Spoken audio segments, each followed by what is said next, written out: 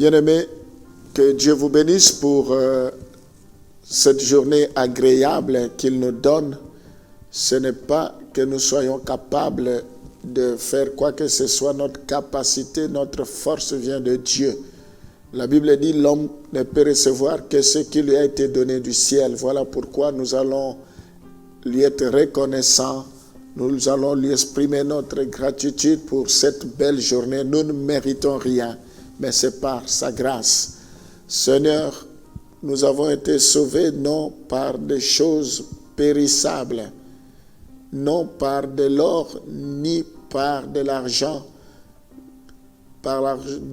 mais nous avons été sauvés par le sang précieux de notre Seigneur Jésus-Christ. Tu nous as créés pour un but.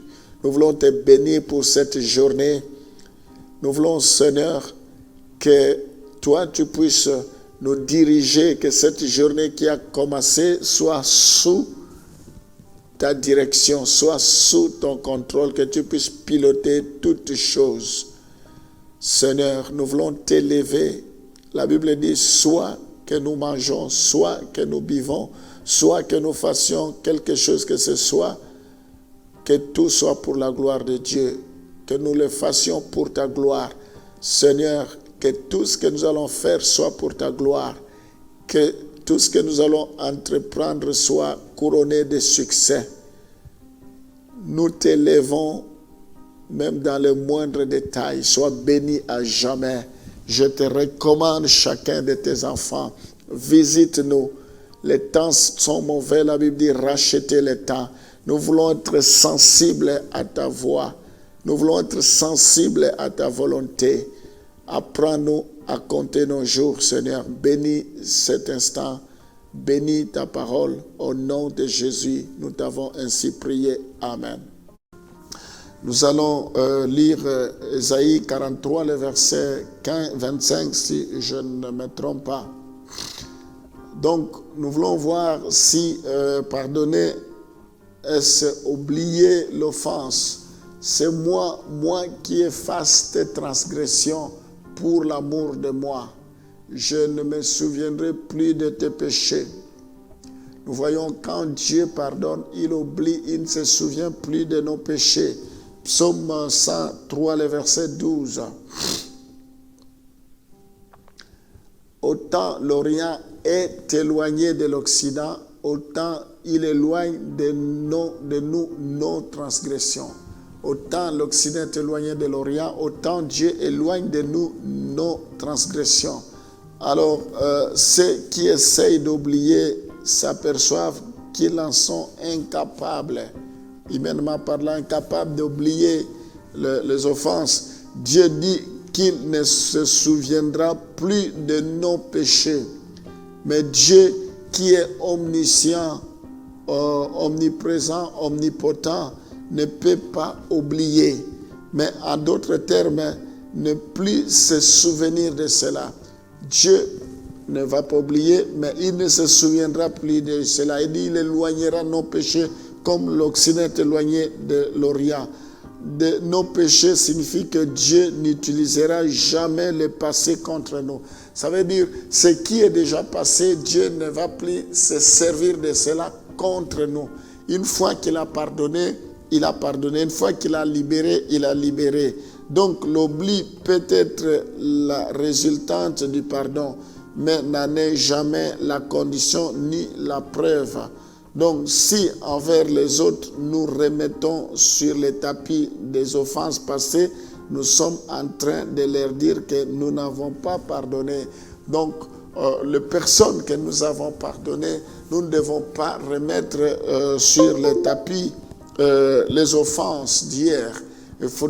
Cela veut dire que nous n'avons pas pardonné. Si chaque fois cela remonte quand nous rencontrons la personne, ou si chaque fois nous avons toujours de mauvais souvenirs, si nous rencontrons la personne, ça veut dire que nous n'avons pas pardonné. Parce que si nous pardonnons, nous devons plus se servir de ce qui s'est passé pour résoudre les problèmes d'aujourd'hui ou pour définir notre relation de demain.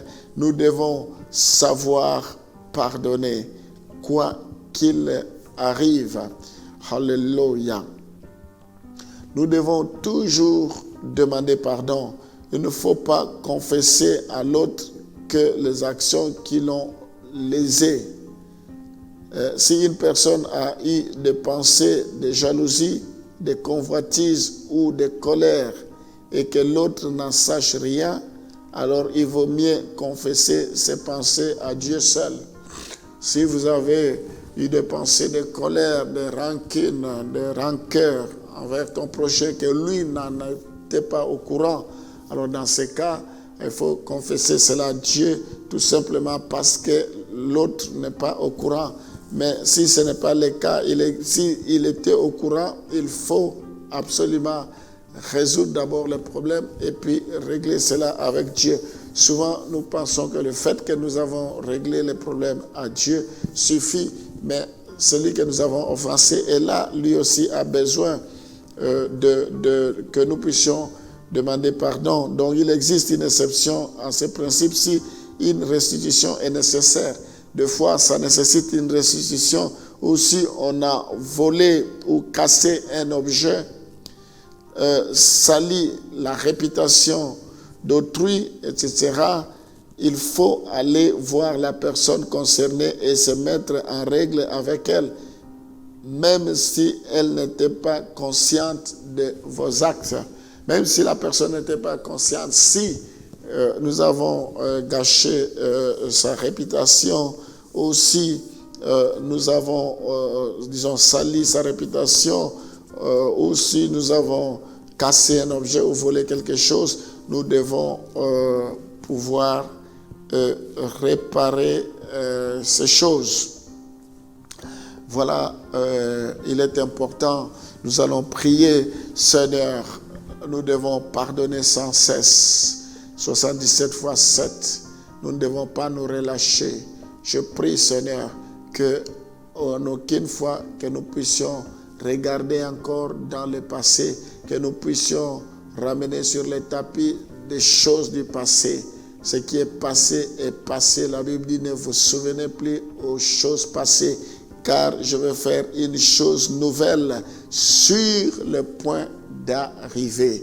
Ô Père éternel, je te prie maintenant pour que tu nous donnes les capacités d'oublier, les capacités de ne pas retenir, que nous ayons une petite tête pour ne pas retenir toutes les offenses, Seigneur. Étends ta main maintenant, manifeste-toi dans toute ta puissance. Laisse que la gloire, l'honneur et la louange te reviennent dans le nom de Jésus. Gloire au Seigneur. Alléluia.